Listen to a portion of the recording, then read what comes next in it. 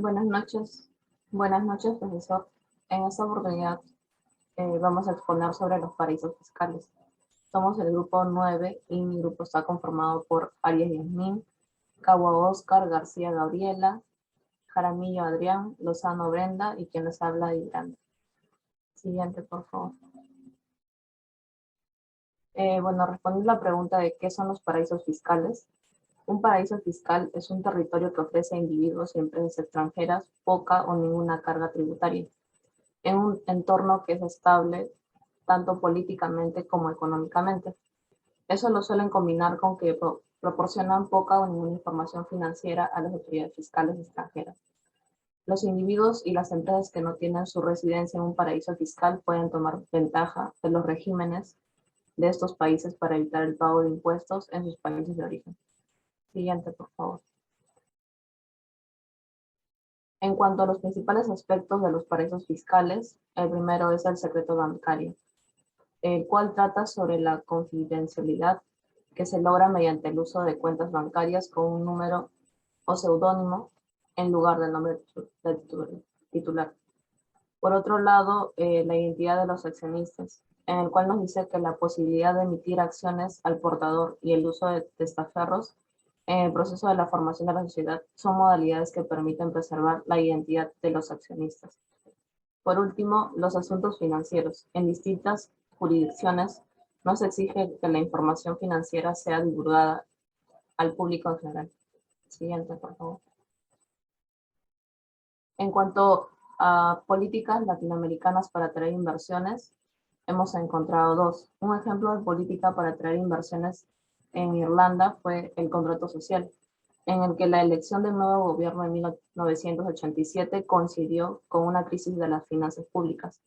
El nuevo gobierno introdujo recortes en el gasto fiscal y de la misma manera negoció con empresas y sindicatos para moderar el incremento en los salarios, a cambio de bajar los impuestos personales y acordar prioridades. Por otro lado, en términos de promoción de la inversión extranjera con políticas públicas sostenidas, el estudio destaca el caso chileno donde a través de políticas sólidas que incentivan y dan garantías a la inversión extranjera directa, se han creado oportunidades significativas para que las compañías externas participen en el crecimiento económico del país. Los paraísos fiscales. Sin embargo, solo hay algunos estándares internacionales. Estas han adquirido mayor importancia con el pasar de los años y se han generalizado en muchos estados.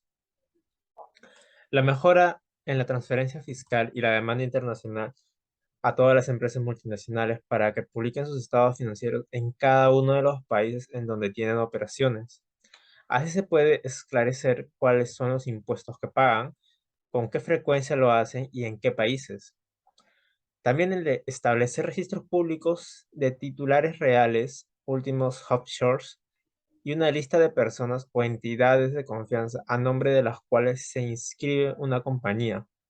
Además, se necesita delimitar las responsabilidades de las instituciones con la meta de evitar que existan funcionarios que caigan en paraísos fiscales. El control permanente y exhaustivo de las sociedades patrimoniales para evitar la elusión de las empresas y los socios. Y por último, la supervisión por parte de los estados de las prácticas y acuerdos que cada empresa y país obtengan. Todos estos deben estar acordes con la ley. La situación y medidas del Perú. A partir del 1 de enero del 2019, el Perú tiene un nuevo tratamiento tributario aplicable a los paraísos fiscales o actualmente denominados por nuestra legislación tributaria como países o territorios no cooperantes o de baja o nula imposición, a cuyo tratamiento se agregaron los regímenes fiscales y preferenciales. De esta forma, no podrán ser deducidos los gastos por servicios ni las pérdidas que se registren en los países que se encuentren en la nueva lista o cumplan con los nuevos criterios. Como conclusiones, podemos decir que el problema de los paraísos fiscales es que generan competencia desigual, casi que un juego sucio al resto de los países, porque han decidido adoptar una legislación que genera un efecto de presión o competencia a otros países en el tratamiento de los impuestos, a las rentas de capital y a las grandes fortunas. Es como si al mercado llegara una empresa que no juega con reglas iguales, pero además no controlan y en cambio facilitan la utilización de estos centros financieros para ocultar activos no declarados en los países de origen. Como recomendaciones, podemos decir que los países deben evaluar sus propias competencias y ventajas y en función de ellas, delinear de forma realista las estrategias apropiadas para la atracción de inversiones.